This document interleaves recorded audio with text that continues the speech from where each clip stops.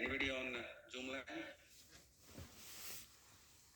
Hayam Chabadaraste Uvo Bara Jijirasaya Svanam Chayaya Bhavanam Anudyanaya Chashardit Tatayam Chabatarashte Uvaparagirasaya Smanam Kananaya Bhavanam Anudayanaya Chasakrit.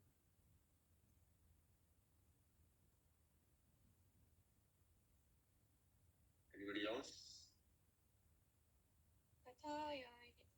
Tathayam chavataraste uvara jihrasya swanam chanaya bhavanam anudhaya naya jasprate. Anybody else in the Zoom line?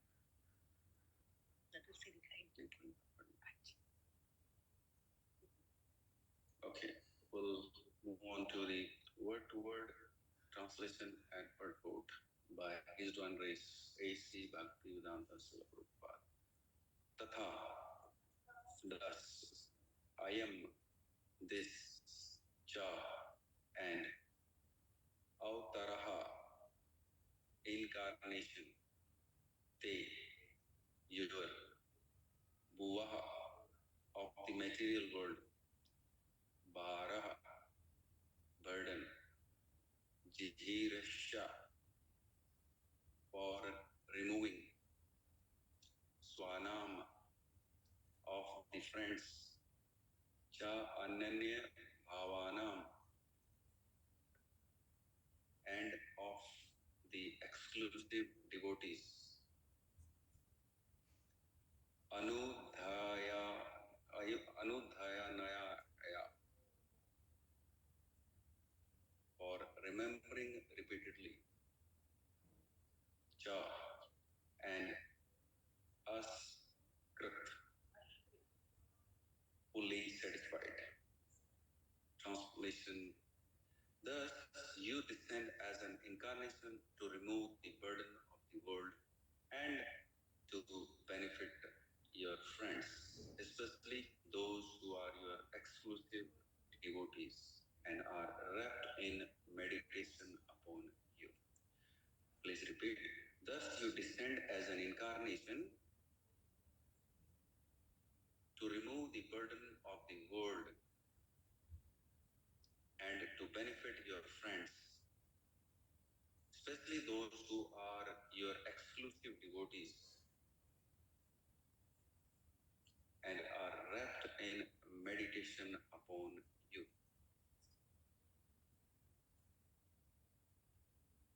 Purport by Srila Prabhupada. Srila Prabhupada ki jai.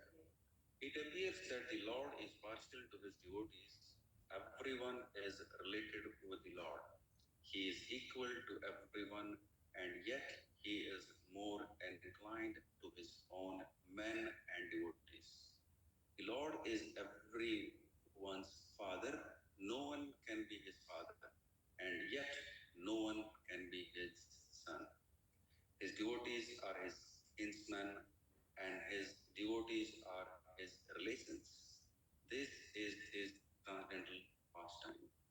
It has nothing to do with mundane ideas of relations, fatherhood, or anything like that. As mentioned above, the Lord is above the modes of material nature, and thus there is nothing mundane about his kinsmen and relations in devotional service. Om Ajnana Timirandhasya Jnanajnana Shalakya Chakshurunmilitam Yena Tasmai Shri Gurave Namah. Narayanam Namaskritya Naram Chaiva Narottamam Devim Saraswatim Vyasam Tato Jayamudriyet.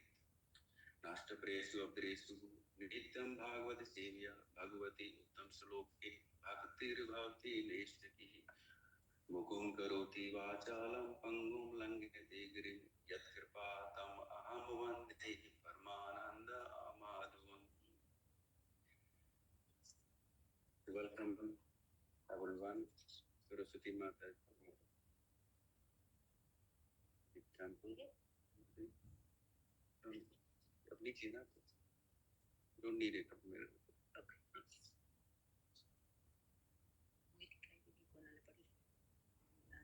नहीं अब नहीं पढ़नी Thank you. So I'll read the translation once more. Thus you descend as an incarnation to remove the burden of the world and to benefit your friends, especially those who are your exclusive devotees and are wrapped in meditation upon you. So, just to give you the context till now, first of all, we are so grateful to Srila Prabhupada that he has given us such nice translations, word to word purport, and explanations of this different concepts. And the name of the chapter, like he has spent so much time meditating on how to give the names and how to explain. He has done so much work. So the context is that right now, after the Mahabharata war, there are 3 survivors in Mahabharata from Kaurav's side. And the three personalities are Kripacharya. Kripacharya is the adopted son of King Santanu. And he was the teacher of Pandavas and Kauravas. Till the time Dronacharya came in, entered into Hastinapur, and Bhishma they wanted to give the topmost weapon training, war weapon training to his grandsons, both sides. That's why he appointed Dronacharya. And Kripacharya's sister Kirpi, she's the wife of Dronacharya. So, and then the second personality is Kritavarma. And the third one is Ashwatthama. And since this chapter is mainly talking about Ashwatthama, when Duryodhan is lying with his spine broken, his thigh broken, so he's ready to die, he's in the process of leaving his body. He appointed Ashwatthama. He did not appoint the others too, because if you see Kripacharya got the blessings from Lord Krishna. Is called Chiranjeevi also. Not immortal, but Chiranjeevi. Chiranjeevi means he has the extended lifespan. And if you see, they were not appointed. They were appointed because Duryodhan had he was envy of the Lord and the Pandava. So he appointed the person who is also envy of Pandavas, Ashwatthama. And Ashwatthama was mad due to many reasons. The first reason was the way his father was killed.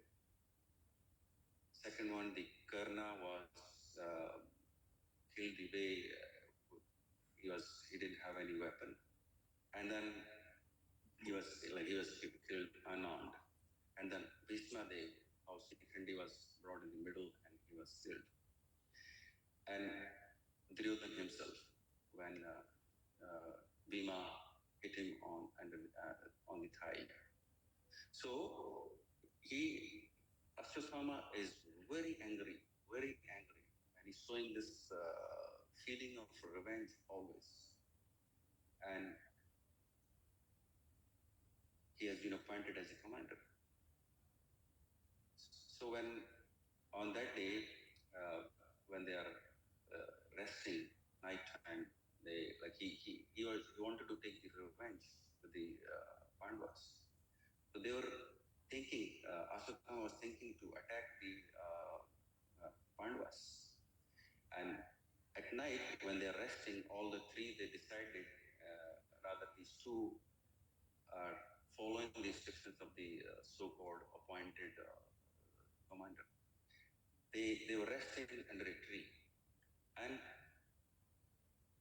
Ashwatthama was not able to sleep. The other one, they were able to sleep because they didn't have the negative feeling or some mundane interpretation in their minds, but he was not able to sleep. And when he saw there are many crows on that particular tree, and then all of a sudden a big beast or bird came and started killing many of the sleeping crows, and he killed many of those. And then the idea came to his mind that let me go, it is night time, let me go and kill the Pandavas when they're sleeping. So they went to the Pandavas camp, and as the customary, when somebody is winning a war, Lord Krishna suggested, or it was a customary at that time, that the winning party has to stay or can stay one night at the place where the defeated party was there. So that's why five Pandavas and Lord Krishna, they stayed at the Kauravas camp. That's why they were not there. So Ashwatthama went, and then he saw five people sleeping. So he killed all those five because out of revenge. First he killed, I think, Drishtadumna, the son of Drupad, because he killed Dronacharya on the 15th day and the Mahabharata. And somehow the driver of Drishtadumna escaped, and he went to Pandavas because he knew that they are in a different place, and he informed them. And then after that, we know the pastime, how Ashwatthama brought these five because he wanted to give some happiness at the end of the war to his so-called maintainer Duryodhana. And he took these five heads and he says to Duryodhana, these are the five Pandavas. Now we won. I already killed five Pandavas. But whereas Duryodhana said, show me the heads. They show me the head we have brought. And they said, these are the children, five Pandava children. They are not Pandavas. So he got emotions that he was unhappy. And I was listening in a class that Duryodhana will die when he is feeling the most happy moment and the most unhappy moment. And when Ashwatthama told him that I have killed five Pandavas, he was happy. And when he saw that these are not Pandavas, then he got very unhappy, very morose. And that's what was destined for Duryodhana to leave his body. And now if we see, Lord is explaining in Bhagavad Gita that there are three gates that leads us to the hell. And it is, I think, in the 16th chapter, 16:1, I was recite 16:21. Let's recite.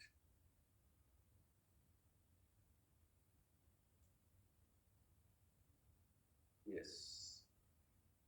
Tirivitam narakashyadam davaram nasnam atmanah kamaha karudah tatha lobaha Tasmad etat trayam tajet. There are three gates leading to this house: lust, anger, and greed. Every sane man should give up, for they lead to the degradation of the soul. So, Aswatthama is under the passion, under the mode of passion that I will kill everyone. But Lord explaining that he is under the, I would say, under the clutches of lust, always lust. And the other side, we have Arjuna, is always thoughtful. But Ashwatthama is always in the mode of resentment. He doesn't know what to do. And his when our subtle body is made up of three things: mind, intelligence, and false ego. But in case of Ashwatthama, this is like a unit. The three of these is unit. When you make the in a mundane world, when you make the CEO, which is false ego, then false ego tells the intelligence to mind, okay, I want to enjoy. And then mind says, as the assistant, yes. And then they suppress the intelligence. But in the case of real devotee, like Arjuna, they make the CEO intelligence. Intelligence is pure. And by the proper sadhu sangha, intelligence is expanded. When the intelligence is expanded, our false ego and my mind, they are kept aside, they are kept quiet. So, but it is not the case with Ashwatthama. And there is one more pastime why Ashwatthama was so much under the lust and greed. There was a pastime in Dwarka. One time he asked Lord Krishna, can I borrow the Sudarshan and you take my Brahmastra? Without realizing that whatever you have is the property of Lord Krishna. And Lord says, yes, I do not need Brahmastra, you take Sudarshan. And then he tried to lift the Sudarshan, he could not lift. So he was again, at that time, he was disappointed because he could not lift the Sudarshan. But it did not strike to him that Lord is superior to him. I cannot lift his Sudarshan Chakra and I'm still fighting against him. Did not realize. Same thing happened with Ravana at the same time. He came to know multiple times that Lord is superior to him, but he did not realize till the end when he died after. He realized, but he did not realize in time. And being the topmost devotee of the Lord, Arjuna is asking, Lord Krishna, why this is happening? Why? Why these people, they're part and parcel of you, still they are doing the sinful activities. I think it is in chapter 3, it is asking. I'll recite that verse also. Chapter 3, I think. Yes, I think it will be 336. Yeah, I'll recite. Arjuna uvachaha athakene paryukto yam papam chariti purushaha anichanna apihi vanesha baladiv niyojitaha. Arjuna said, O descendant of Vishnu, by what is one impelled to sinful acts, even unwillingly, as if engaged by force? And in the purport, Srila Prabhupada says that the living entities are part and parcel of the Lord, and they are spiritual in nature, free from all kinds of material contamination. But when we come into the come into the touch or into the association of the lust, it becomes the Lord, love to the Lord becomes the perverted, which is the, you want to lord it over the Lord. And Lord explains in the very next verse, 37. Sri Bhagavan Vacha Kama Esa Krodha Esa Rajo Gunaha Samudhavaha Mahasanoho Mahapapam Viddihi Enam Iha Varina. The Supreme Personality of God had said, it is the lust only, Arjuna, which is born of contact with the material mode of passion and later transformed into wrath, and which is the all-devouring sinful enemy of this world. So Lord is explaining that it is the lust which we need to conquer on. Otherwise, in the same chapter, Srila Prabhupada explains in one of the, I think 327, it says, under the mode of lust, we think Krita aham iti manate, that we are the doer, whereas we are not the doers. But with the false identification with this body, we think that we are this body and we are the controller. We are the controller. Whereas Lord explained, like He is the father of everyone, and Arjuna understood the message, but he did not. Like if you see, even Lord's sages, when they reach to a Mahatma level, they are equal to everyone. How come the Lord is not equal to everyone? Lord is equal to everyone, but you need to understand. But when we put, as Prabhupada explains in the purport, that when we have this relationship, when we put Lord under the mode of three modes of material nature, then the degradation of our self starts. Lord is equal. The message in the 18th chapter, 1866, which is the Sarvadharman Prateke, it is for everyone. It is not meant for Arjuna. It is meant for Asthama as well. But we need to understand this, that yes, it is for everyone. Lord is, because we are part and parcel, how can He be the enemy of us? No. But when it comes, when we put Him in a relationship, He is my father, I'm His son, then we bring Him to the level of material world. Whereas Lord Krishna is, although He has created this material world, but He has nothing to do with this material world. He is untouched by, He is not subjected to the material world at all. And Srila Prabhupada explains many times, when this lust, the intelligence is rather cursed by our own actions. Like Prabhupada explains, like if we have proper sadhu sangha, we can curb the negative feelings from different sides. I'll share a story with you. There was a king. All of a sudden one day he decided, okay, let me check my empire and then see how people are doing. So he has gone with his different ministers and different antras, and all of a sudden he stops at a shop. The shop is sandalwood shop.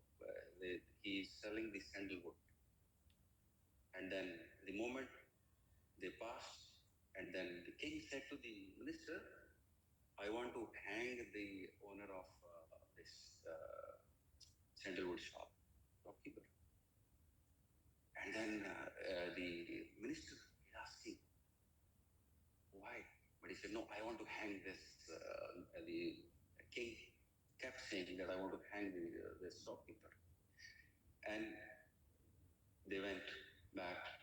And then this minister, he was very intelligent. He was thinking, what is why he is willing to kill him?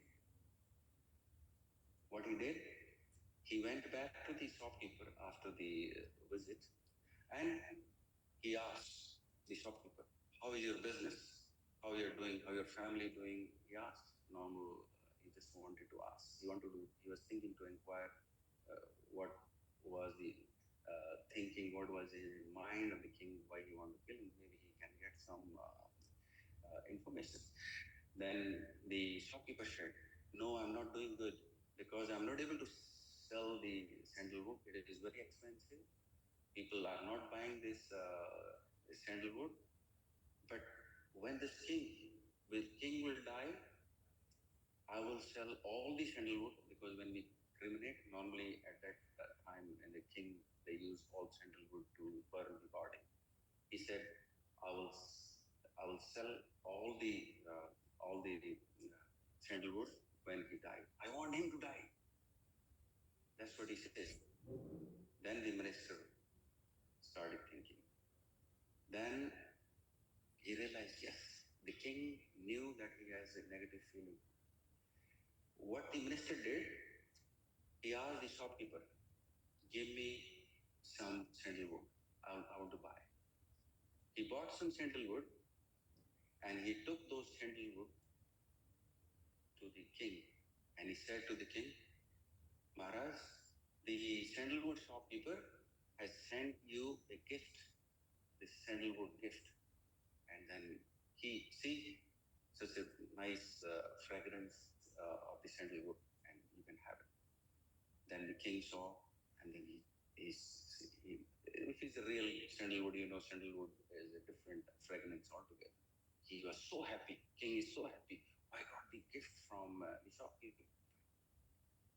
And then when he was happy, he gave the many, like handful of gold coin to the minister.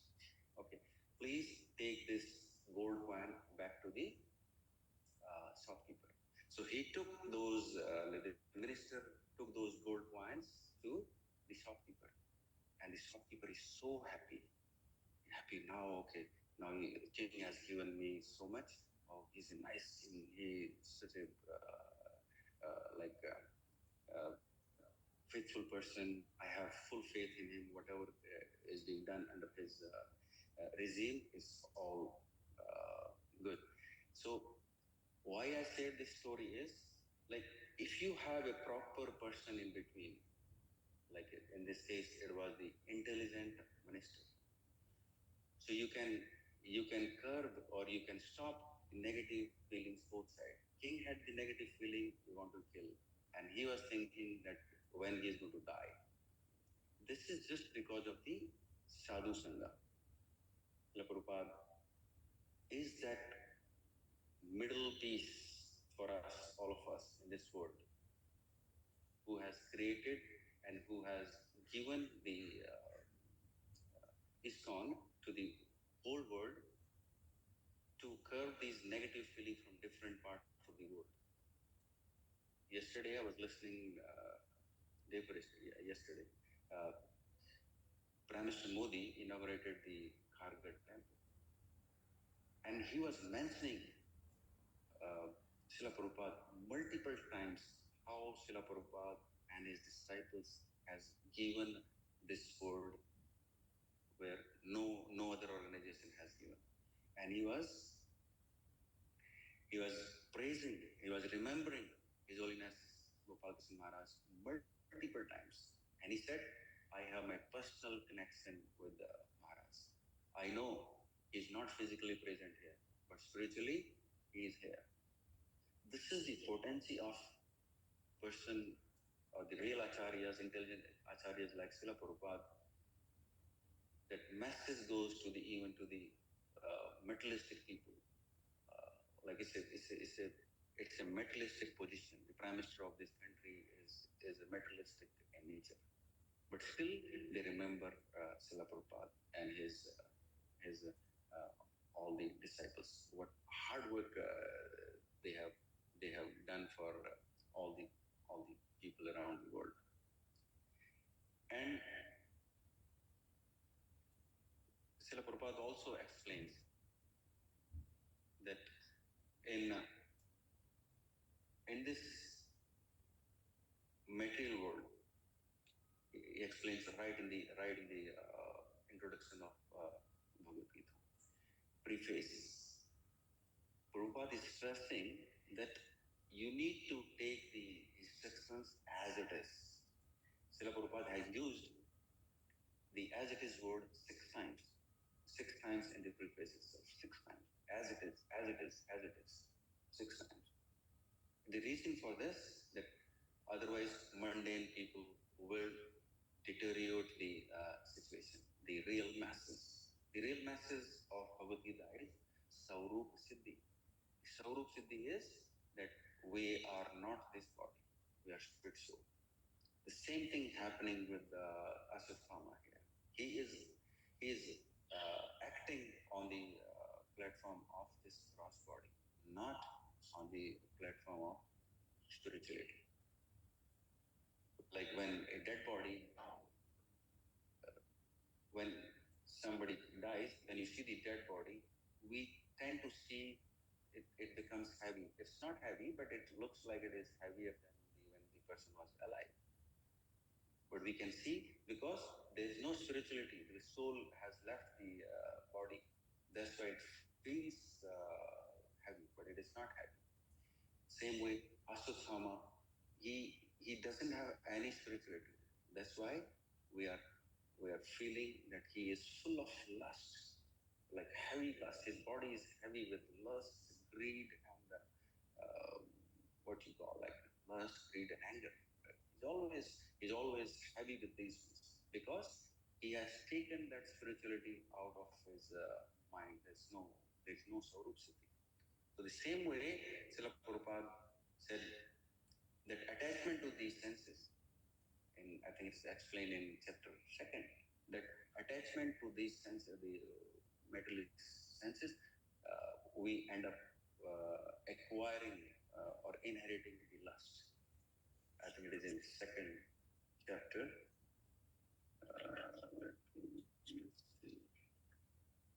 Yeah.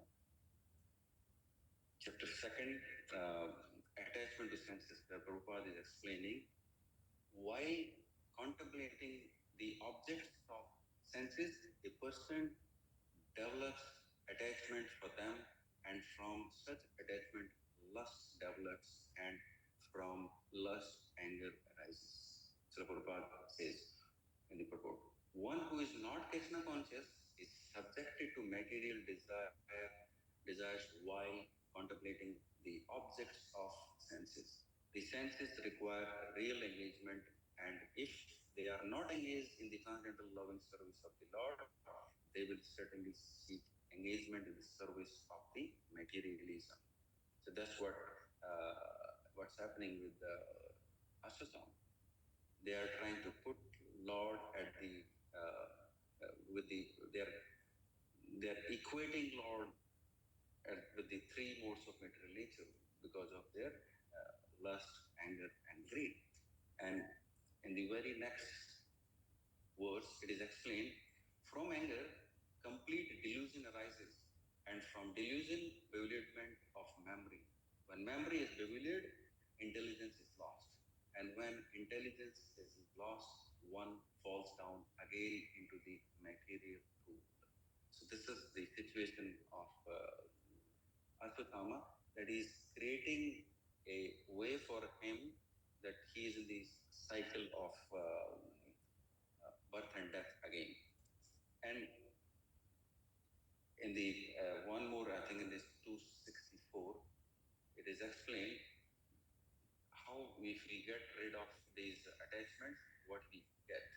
It says, Raga Dveshaha Vinurmuktaste Vishayan Indriyashaha Charan Atmaha Vaishyer Viditayatmaha prasadam adhigachati.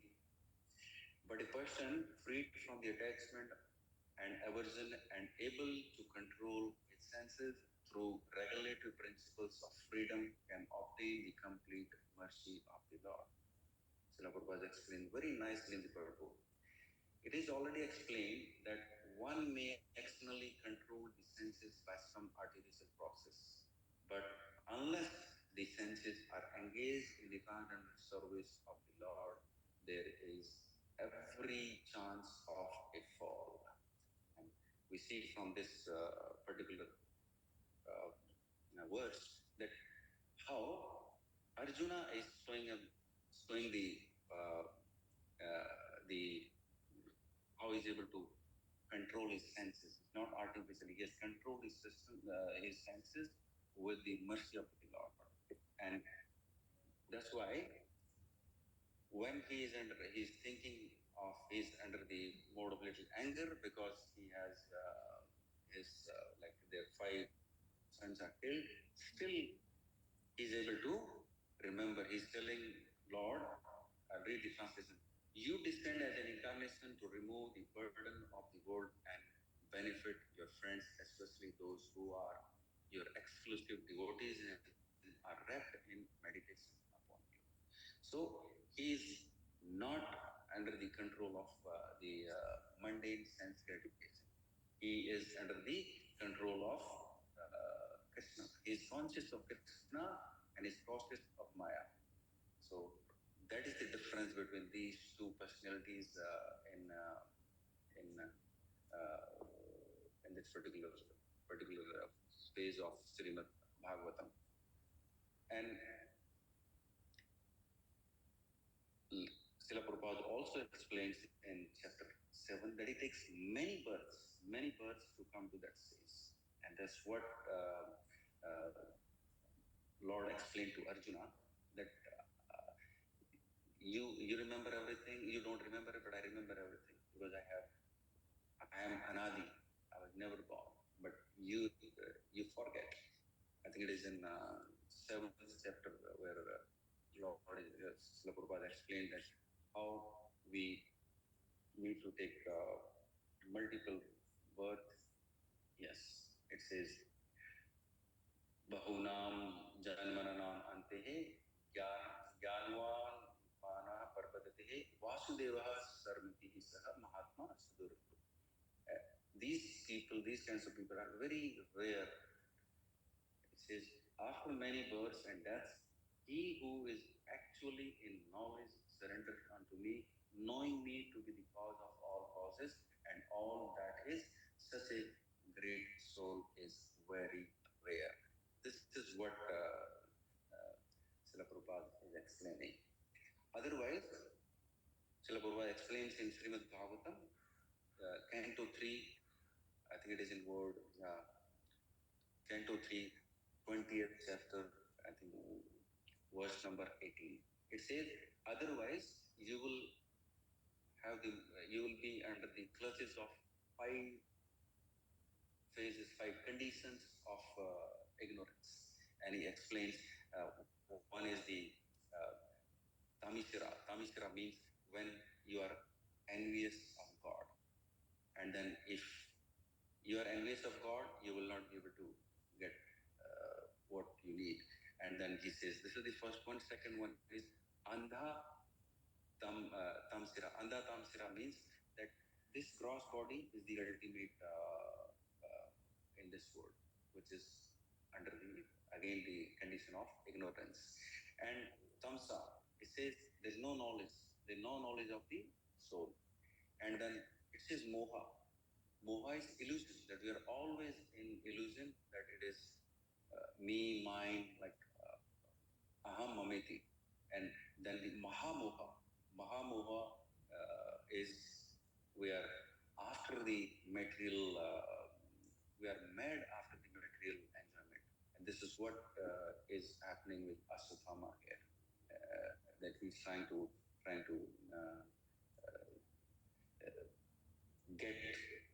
get the revenge, and so that he can enjoy his senses and he can get his the kingdom or whatever he wants to get it to after killing the Pandavas, so you can have the same kingdom back. So this is all made after the material enjoyment. So this is what happens. Whereas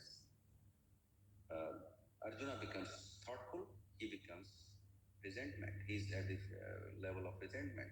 He's depressed. He's under the mode of passion, and he's not able to think. And then he keeps making mistake.